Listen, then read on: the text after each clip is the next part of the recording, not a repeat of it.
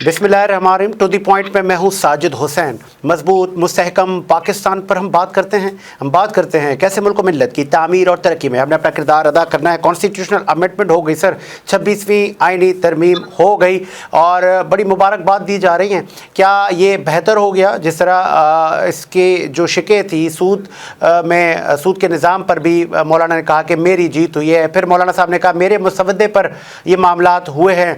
PTI के साथ हाथ हो गया। पाकिस्तान पीपल्स पार्टी के चेयरमैन बिलावल भुट्टो जरदारी साहब भी बड़े खुश नज़र आए और एक दूसरे को गले लगते रहे, मुबारकबाद देते रहे। हुकूमत की ये कितनी बड़ी जीत है कि एक वो कहते हैं ना काला सांप जिसके दांतों से जहर निकाल दिया गया है, वो काला सांप कौन था, वो क्या ख़तरा था कि जिससे अब हुकूमत निकल चुकी है। सेनेटर ज्ञान चंद ने में ज्वाइन किया। पाकिस्तान पीपल्स पार्टी से आपका ताल्लुक़ है, बड़ा वसी एक्सपीरियंस रखते हैं आप पाकिस्तान की पॉलिटिक्स पर। सर खुश आमदीद कहेंगे सेनेटर साहब।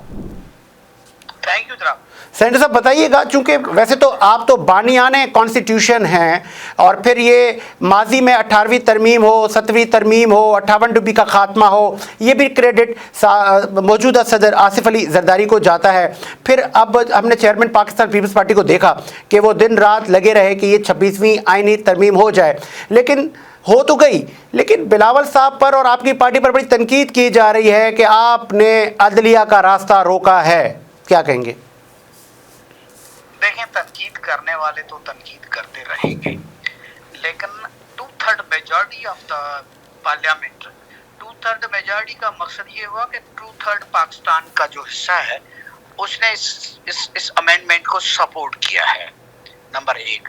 नंबर 2 ये है कि ये चार्टर ऑफ डेमोक्रेसी में 2006 में तय हुआ था कि हम एक कॉन्स्टिट्यूशनल कोड बनाएंगे। फिर ये PTI वालों का पंगा था, फिर ये कुछ जुडिशरी के लोगों को था। मौलाना साहब ने भी इस पे इंसिस्ट किया कि भी हम इसको सपोर्ट नहीं कर सकते, इसलिए नया कोई कोड बनाने के बजाय सुप्रीम कोर्ट के अंदर ही एक कॉन्स्टिट्यूशनल बेंच बना लो। हमने बोला ठीक है बेंच बना लो, लेकिन एक कॉन्स्टिट्यूशन के लिए स्पेसिफिक कोर्ट हो जो कॉन्स्टिट्यूशनल इश्यूज को देखे, ताकि एक तरफ तो उन लोगों पे बर्डन ना पड़े, दूसरी तरफ जो यहाँ पे जुडिशल पॉलिटिक्स चल रही है, फेवरेटिज्म चल रहा था, उसको भी किसी हद तक कंट्रोल किया जा सके। तो ये दो चीजें। तीसरी चीज ये थी कि चीफ जस्टिस को पूरे के पूरे अख्तियार थे उसको एक मैनेज करने के लिए, और पार्लियामान ने उस पे सुप्रीमेसी को कायम करने के लिए, एक वॉच रखने के लिए एक कमेटी बन गई है, जिसमें अगर अपोजिशन और गवर्नमेंट के इक्वल रखते तो भी ये होता कि डेडलॉक हो जाता। जिस तरह से इस दफा हुआ है कि PTI ने जो भी अमेंडमेंट्स हुए उसमें एतराज कोई नहीं किया, लेकिन वोट नहीं देंगे। ये मैं ना मानू वाली बात है, इसमें भी इश्यूज आ जाते हैं, पॉलिटिक्स में ऐसा होता है। इसलिए सब पॉलिटिकल पार्टीज को एक नुमाइंदगी दी गई है ताकि वो पूरा जो इस मुल्क की पॉलिटिकल विजडम है वो उस फैसलों में नजर आए। तो ये कमेटी बन चुकी है, तो चीफ जस्टिस का भी उस तरह से होगा। फिर मुख्तलिफ बेंचेस और बार्स के नुमाइंदे जो पहले जुडिशरी में बैठे होते थे, कोई नई जस्टिस की पोस्ट खाली होती थी तो वो आ जाते थे। फिर उनका सिलसिला फेवरेटिज्म का चलता रहता था कि भाई वो कौन सी उस पे ग्रुप से आ रहा है और उसको सपोर्ट करना है, उनके फैसलों में करना है उसको। लोगों ने भी ये सोचना शुरू कर दिया था कि भाई कौन सा जो वकला का ग्रुप है तो उसका वकील करने, क्योंकि वो जस्टिस जो है उस ग्रुप से था और वो अच्छा एलिवेट होकर जज बना था, तो वो उसको फेवर करेंगे। ये तो सेनेटर साहब सॉरी सर जी, ये तो आपने एक नजरिया बताया, बिल्कुल डिटेल में आपने बताया, रियली अप्रिशिएट। लेकिन ये जो तासुर बिल्ड किया जा रहा है कि अब वकला तहरीक चलेगी, वकला भी स्क्रीन पर आ गए हैं और बड़ी भारी माजी की जो तहरीक चली थी वैसी तहरीक चलेगी। अख्तर मिंगल साहब नाराज नजर आए, उन्होंने कहा कि आज से पार्लिमानी सियासत को अलविदा। सियासत करने के लिए पहाड़ भी हैं, मैदान भी हैं। गालबन वो भी स्टेटमेंट ऐसी दी है कि इस तनाजुर से अगर हम देखें तो वो पार्लिमानी सियासत से बागी हो गए। दूसरा, आप पर ये इल्ज़ाम है कि आप लोगों ने अरबों रुपए देकर बागी अराकीन जो थे उनको भी आपने ख़रीद कर लाए, फिर ये आम आज का नौजवान क्या देख रहा है? ठीक है, पार्लियामेंट सुप्रीम है और उसकी सुप्रीमेसी पे आप लोगों ने मज़ीद तमगा लगा दिया, लेकिन उस लगाने के तरीक़ेकार पे उंगलियां उठाई जा रही हैं। ज्ञानचंद साहब देखिए, कौन इल्ज़ाम लगा रहा है? पीटीआई। पीटीआई के अलावा कौन इल्ज़ाम लगा रहा है? पीटीआई खुद जो पार्टी है उसको पता नहीं है कि फैसला कौन सा करना है। ये फैसला करके पार्लियामेंट्री कमेटी के अंदर उनका नुमाइंदा है, वो कहता है कि मुझे ये सच मुझे कोई इस ड्राफ्ट पे एतराज नहीं है, लेकिन हमारे जेल में बैठे हुए वो एक बानी चेयरमैन बन गया है, एक एक्टिंग चेयरमैन बना बैठा है। तो देखिए, पॉलिटिक्स ऐसे नहीं चलती है। जब कॉन्स्टिट्यूशनल अमेंडमेंट करने जाते हो तो जो मौलाना ने ठीक कहा कि पर्सन स्पेसिफिक नहीं होती है, वो एक टेन्योर के लिए नहीं होती है। 1973 का कॉन्स्टिट्यूशन जो है वो पाकिस्तान की जमहूरियत का जामिन है। पाकिस्तान में आज तक जो कुछ ना कुछ डिसिप्लिन चल रहा है वो 73 कॉन्स्टिट्यूशन पे चल रहा है और पूरे की पूरी कौम मुत्तफिक है उस पे। उसकी वजह ये है कि ये एक लॉन्ग टर्म डिसीजंस होते हैं जिस पे मुल्क को चलना होता है। तो ये छोटे छोटे लोग जो हैं वो किसी एक चीफ जस्टिस की बात पे बैठ जाते हैं। छोटे छोटे लोग हैं जो छोटी छोटी बातों पे आ जाते हैं कि भाई अगर इमरान खान को आप मटन, देसी घी और चरगे, देसी मुर्गियां नहीं खिलाओगे तो अमेंडमेंट कबूल नहीं है, या उनको जुडिशरी को छोड़कर उनको जेल से रिहा कर दो, उसकी मर्जी है। नहीं, ये भी पीटीआई ज्ञानचंद साहब, sorry for interrupt, Gyanchand, PTI ये भी कह रही है कि मोस्ट सीनियर मंसूर अली शाह थे, लेकिन हुकूमत के चहीते जज या हुकूमत के खास जज जस्टिस यही आफरीदी है और गालबन वही आएंगे। आपकी जो कमेटी है वो उन्हीं का नाम आगे सर फहरिस्त रखेगी। सियासतदान अब ये तयन करेंगे, सियासतदानों की कमेटी तयन करेगी कि सुप्रीम कोर्ट का जज कौन सा होना चाहिए। तो उधर तो ये पीटीआई वाले भी बैठे होंगे, मौलाना साहब भी बैठा होगा, एमक्यूएम भी बैठी होगी, पीपल्स पार्टी भी बैठी होगी। अकेले गवर्नमेंट की तो वहां पे नहीं है ना। हम लोग क्यों जाएंगे नून लीग के चहीते किसी जज के पीछे? हम तो उस जज के पीछे जाएंगे जो कॉन्स्टिट्यूशन को प्रोटेक्ट करे। पीटीआई और नून लीग को प्रोटेक्ट करने वाले जजेस की वजह से तो ये पूरा मामला खराब हुआ है। आप जब जजेस आप पॉलिटिक्स करना शुरू कर दे तो फिर कैसे मुल्क चलेगा? तो पीपल्स पार्टी कम से कम ना नून लीग के साथ जाएगी, ना पीटीआई के साथ जाएगी, ना जस्टिस किसी भी ए बी सी किसी जस्टिस के साथ नहीं जाएगी। पूरी एनालिसिस होगी उसमें जो भी जज समझ में आता है कि कॉन्स्टिट्यूशनली वो फेयर डील करेगा और डिसीजंस मेकिंग में उसकी कॉम्पिटेंसी है तो उसकी तरफ जाएंगे। लेकिन तीनों जज कॉम्पिटेंट है इसमें। अब एक आखिरी मेरा आपसे सवाल है ज्ञानचंद साहब, अली अमीन गंडापुर ने भी कल असेंबली पे कहा कि अब हमें बाहर निकलना होगा और पहले भी वो इस तरह की स्टेटमेंट दे चुके हैं कि अब जी बस इस्लामाबाद को हम अपने कब्ज़े में ले लेंगे। लेकिन अख्तर मेंगल का नाराज़ होकर पार्लिमानी सियासत से चले जाना एक सीनियर सियासतदान का, और फिर पहाड़ों और मैदानों की धमकी लगाना कि अब सियासत करने के लिए दीगर ग्राउंड्स, दीगर ऑप्शन को इस्तेमाल करना होगा, आप किस नज़र से देखते हैं इसको? देखिए, अली अमीन की जहाँ तक ताल्लुक है तो वो गुंडाना जो है ना वो ऐलान करते रहते हैं, फिर इस्लामाबाद पहुँचते पतली गली से निकलते हैं, कहीं ना कहीं वो चिल्ला काट के फिर 10-12 डिस्ट्रिक्ट घूम फिर कर वापस जाकर असेंबली में एक तकरीर झाड़ देते हैं। उनको तो छोड़ दें। हाँ, जहाँ तक अख्तर मेंगल का ताल्लुक है तो अख्तर मेंगल का माजी से अब तक ज़रा वो कौम परस्ताना, फिर वो बलोचों के सरदार का वो स्टाइल रहता आया है। और बलूचिस्तान के ज़रा पोजीशन भी क्रिटिकल है जिसमें बलोच कौम परस्त हमारी इस्टेब्लिशमेंट को अपने कंसर्न्स हैं।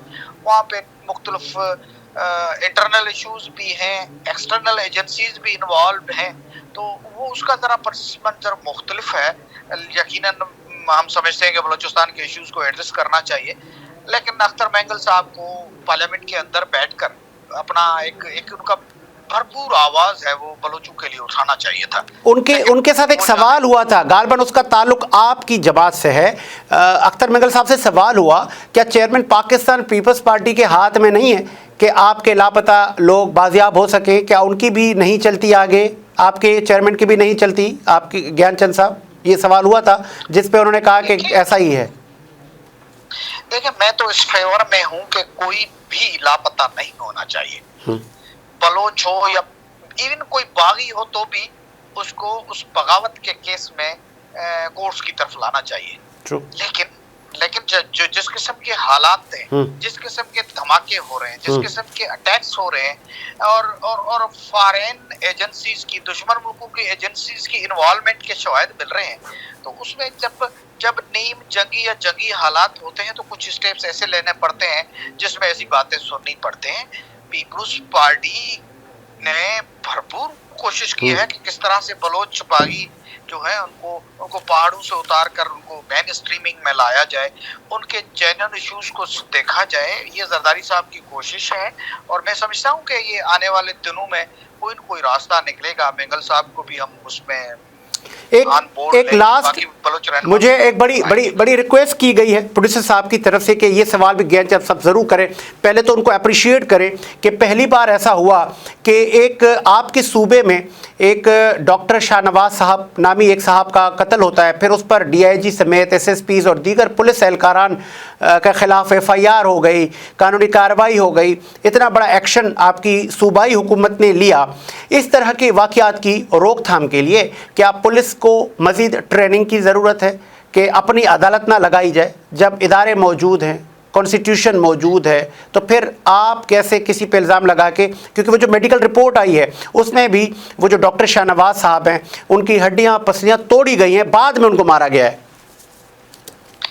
دیکھیں یہ پیپلز پارٹی کو تو کن چیزوں پہ آپ مبارک دیں گے؟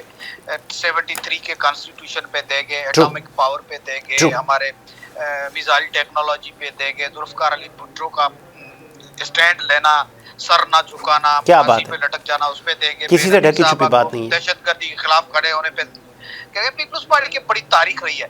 لیکن میں فخر سے کہہ سکتا ہوں یہ سندھ کی سوسائٹی نے، نہ صرف ہماری گورنمنٹ ہے لیکن سندھ کی سوسائٹی آگے نکل کر آئی کہ کسی پہ بھی کوئی الزام ہے تو بھی کسی نہ مولوی کو اجازت ہے نہ کسی پولیس افسر کو اجازت ہے کہ وہ اپنی کورٹ لگائے اور فیصلہ کر دے.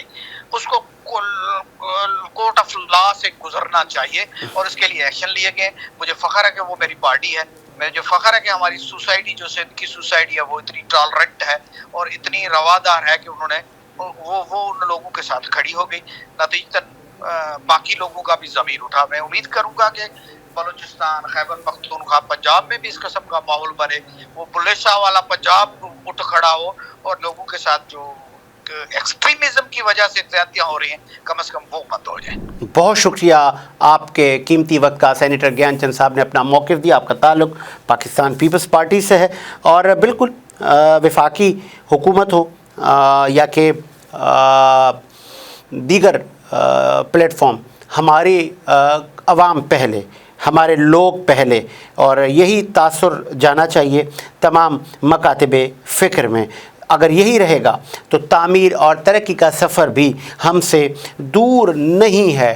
ہم پاکستان تحریک انصاف کا بھی موقف لے لیتے ہیں کہ پاکستان تحریک انصاف اس وقت کہاں کھڑی ہے، پاکستان تحریک انصاف اس وقت کیا سوچ رہی ہے، پاکستان تحریک انصاف کے ہاتھ میں اب کیا رہ گیا ہے، آگے کی اب پولیٹکس کس سمت جا رہی ہے.